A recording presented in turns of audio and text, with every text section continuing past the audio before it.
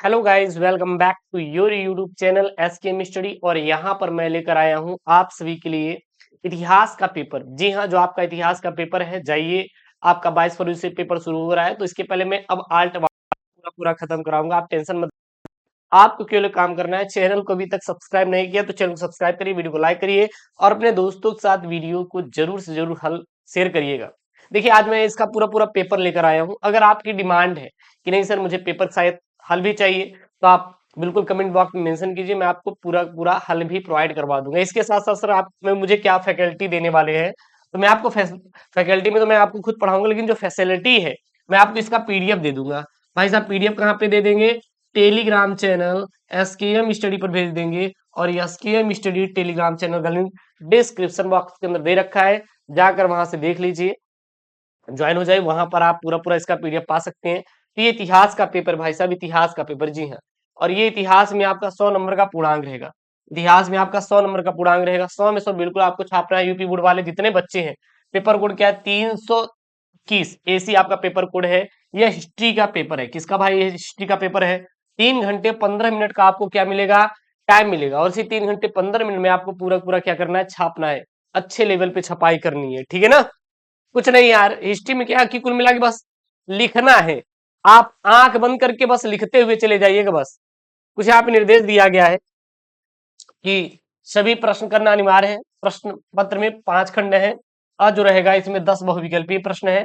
खंड ब में 5 अति लघु उत्तरीय प्रश्न है। खंड ग में 6 लघु उत्तरीय प्रश्न है। खंड घ में 3 विस्तृत उत्तरीय प्रश्न है। और खंड अंगा में जो है 10 ऐतिहासिक तिथियां हैं। और वह मानचित्र, मतलब 5 ठो मानचित्र संबंधित प्रश्न पूछे गए हैं। और जो प्रश्नों के लिए निर्धारित अंक हैं, उसके सामने दिए रहेंगे कि यह कितने नंबर का पूछा गया है और कितने नंबर का आएगा पेपर में। ये आपका यहाँ पे दिया रहेगा, ठीक है ना? चलिए, अगला यहाँ पे सबसे पहले खंड क देखिए। खंड क क्या है भैया? याद कर लीजिए यहाँ पे खंड क। खंड का जो आपका रहेगा बहुविकल्पीय प्रश्न रहेगा। और ये बहुविकल्पीय प्रश्न आपको पता है कितने नंबर का रहेगा सर? 1 अंकों का रहेगा। एक अंकों का, एक अंकों का मतलब 10 प्रश्न रहेंगे, यानी कि टोटल 10 अंकों का आपका रहने वाला है। सबसे पहला प्रश्न है यहाँ पे, एम.आर. मुगल द्वारा 1974 ईस्वी में किस स्थान का उत्खनन प्रारंभ किया गया था? 1 नंबर का है। कालीबंगा, लोथल, बहावलपुर या फिर हड़प्पा का। ठीक है ना? इसका आपको आंसर चाहिए तो बताइएगा, मैं पूरा पूरा आंसर भी करवा दूंगा। और एकदम छाप के जाइए, ये पेपर रट के घोल कर पी कर जाइए। निम्नलिखित में से किसने समुद्रगुप्त की प्रयाग प्रशस्ति लिखी? किसने लिखी थी? सुबंधु ने, अश्वघोष ने, हरिसेन ने या फिर भारवी ने? भाई साहब, किसने लिखा था? उसके बाद यहाँ पे न्यायनार उपासक थे। किसके उपासक थे? विष्णु के थे, शिव के थे, ब्रह्मा के थे या फिर बुद्ध के थे? तो जो न्यायार न्यायार थे, ये किसके उपासक थे? विष्णु के थे, शिव के थे, ब्रह्मा के थे या फिर बुद्ध के थे? उसके बाद प्रश्न नंबर 4 यहाँ पे देखिए। प्रश्न नंबर 4 क्या बोल रहा है यहाँ पे? निम्नलिखित में से किसने खालसा पंथ का स्थापना किया था? खालसा पंथ का स्थापना किसने किया था? गुरु नानक या फिर गुरु गोविंद सिंह या फिर गुरु तेज बहादुर या फिर गुरु अर्जुन देव? उसके बाद यहाँ पे आलम आलमगीरनामा किसने लिखा था? अबुल फजल ने, लाहौरी ने, मोहम्मद वारिस ने, मोहम्मद काजिम ने? उसके बाद यहाँ पे घ वाला है, वो 6 नंबर प्रश्न है। क्या बोल रहा है? ध्यान दीजिएगा। कालीकोट में सुल्तानों की संयुक्त सेनाओं से रामा राय की सेना पराजित हुई थी कब? 1542 में, 1550 में, 1565 में या फिर 1570 में? तो यहाँ पे 7 नंबर वाला है। बंगाल में स्थायी बंदोबस्त लागू किया गया था। जो बंगाल था, इसमें स्थायी बंदोबस्त कब लागू किया गया था? 1765 में, 1773 में, 1793 में या 1795 में? अगला यहाँ पे आपका 8 नंबर वाला है। प्रश्न क्या बोल रहा है? सहायक संधि तैयार की थी। जो सहायक संधि थी, किसने तैयार की थी? 1 नंबर का पेपर में आएगा आपका। लॉर्ड डलहौजी ने, लॉर्ड कार्नवालिस ने, लॉर्ड वेलेजली ने या फिर लॉर्ड हेस्टिंग ने? फिर यहाँ पे है, खिलाफत आंदोलन का नेतृत्व किसने किया था? जो खिलाफत आंदोलन चला था, उसका नेतृत्व करने वाले कौन थे? मोहम्मद अली या फिर शौकत अली? मोहम्मद अली और शौकत अली या फिर इनमें से कोई नहीं? उसके बाद लास्ट आपका बहुविकल्पीय प्रश्न आएगा। पृथक निर्वाचक निर्वाचक निर्वाचिका पृथक निर्वाचिका बनाए रखने के लिए सशक्त दलील किसने पेश की थी? आरबी धुलेकर ने, सरदार वल्लभ भाई पटेल ने, राजेंद्र प्रसाद ने, या फिर बी पोकर बहादुर ने। जो पृथक निर्वाचिका है इसको बनाए रखने की दलील किसने किया था? ठीक है ना, ये तो बात होगी भैया बहुविकल्पी की। उसके बाद आएगा आपका खंड ख जो आएगा, यह आएगा आपका अति लघुत्तरी। क्या आएगा? अति लघुत्तरी। कितने नंबर के हैं सर? दो दो नंबर के हैं, दो दो नंबर के हैं। 5 ठो आएंगे तो 5 गुणते 2 यानी कि बोले तो 10 अंकों का आएगा। प्रश्न नंबर 1 है, चन्नून दड़ो में मनके बनाने के लिए किन किन पदार्थों का उपयोग किया जाता था? फिर अगला यहाँ पे, प्रभावती गुप्ता कौन थी और उसका विवाह किसके साथ हुआ था? फिर हमारे यहाँ पे, नल ईरा दिव्य प्रबंधम के विषय में आप क्या जानते हैं? और अब्दुल हादिम लाहौरी का संक्षिप्त में आपको क्या देना रहेगा? परिचय देना रहेगा। और यहाँ पे है आपका 5वां, असहयोग आंदोलन का आप संक्षेप में वर्णन कीजिए कि असहयोग आंदोलन। जब भी आपको पेपर में ना है, आपको पेपर में ना है तो आपको क्या करना है? बस छापना है, जब छापते चले जाना है।